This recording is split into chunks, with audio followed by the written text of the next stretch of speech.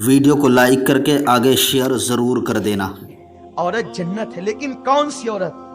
अगर औरत फातिमा और ज़ैनब है तो जन्नत है, औरत राबिया है तो जन्नत है, औरत नफीसा मिस्री है तो जन्नत है, औरत उम्मुल खैर है तो जन्नत है, औरत उम्मुल वरा है तो जन्नत है, औरत उम्मे कुलसूम है तो जन्नत है।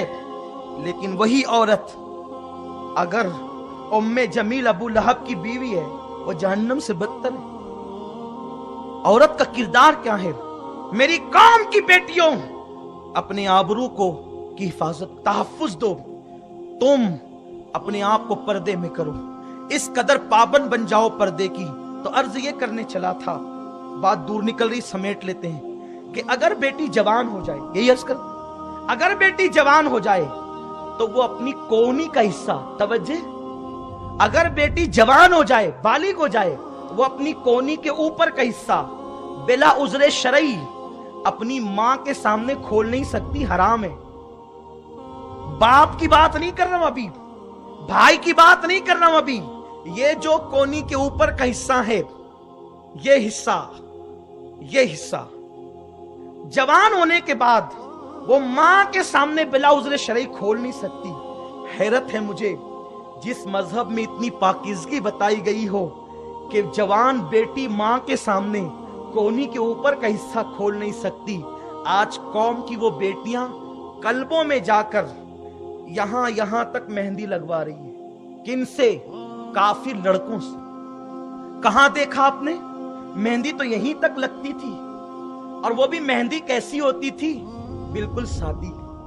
मेहंदी लगाना औरतों के लिए जो है वो मसनून है, मुस्तहब है, सवाब है। इसलिए मेहंदी लगाने का हुक्म था कि औरत मेहंदी लगाए। अगर इतनी गरीब हो कि मेहंदी हाथ में नहीं लगा सकती तो नाखून में लगा ले, नाखून रंग लिया करे। क्यों ऐसा था? इसलिए कि जब मेहंदी लगती है तो हाथ में इससे औरत काम करती है, तो जब मेहंदी लग जाएगी तो हाथ छुपे होंगे लेकिन कलाइयां तो खुली होगी, तो ये पता नहीं चलेगा देखने वाले को कि औरत गोरी है कि काली है। मेहंदी की बरकत से उसके हाथों की रंगत छुप जाएगी। तो मेहंदी का हुक्म तो यूं था, लेकिन आज तो कौन खरीदी जाती है और बेल बूटे बनते हैं। चलो यहां तक भी था, लड़कियों को लगाती थी तो ठीक था, लेकिन अब तो लड़कों के पास बाज़ाब्ता तौर पे यहां तक सीरियलों में देख रही है, कहा ये फला सीरियल में यहां तक मेहंदी, शादियों में वहां तक मेहंदी। ओ नादानो, तुम सीरियल देखकर शादी ना सीखो।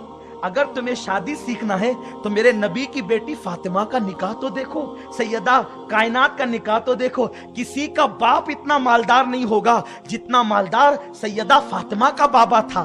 क्यों?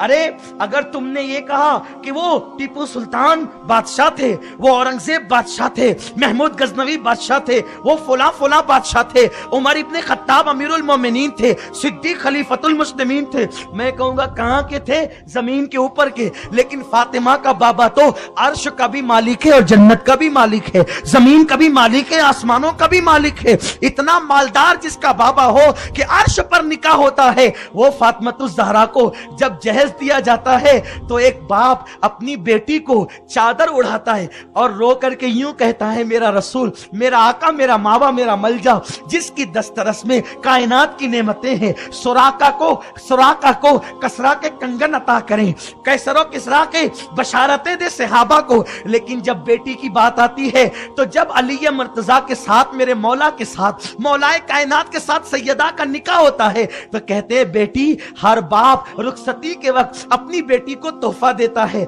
बेटी मेरे घर में इस वक्त 17 पेवंदों की चादर है, मैं तुझे वही उड़ाता हूं। और बाबा ने जो चादर उड़ाई है वही चादर सैयदा कब्र में ले गई है। आप गौर फरमाएं, इस्लाम कितना मुकद्दस दिन है कि मां के सामने जवान बेटी का कोहनियों का ऊपर का हिस्सा खोलने की इजाजत नहीं देता।